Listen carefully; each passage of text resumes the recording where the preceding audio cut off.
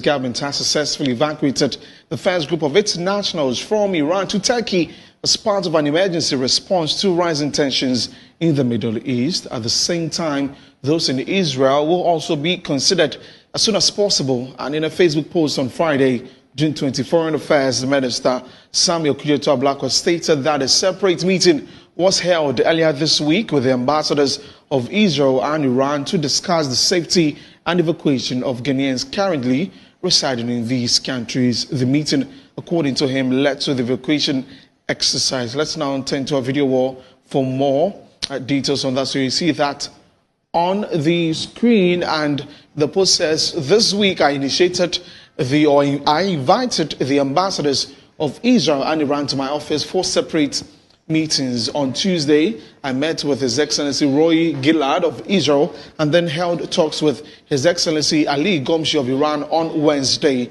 The meetings afforded me the opportunity to convey the Mahama administration's emergency evacuation strategy for Ghanaians living in their countries, with the two ambassadors for onward communication to their governments to facilitate border access approvals. So far, the first batch of Ghanaians in Iran have been evacuated to Turkey successfully.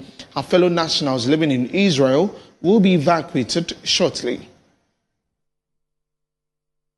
And that these engagements have also enriched our understanding of the ongoing conflict.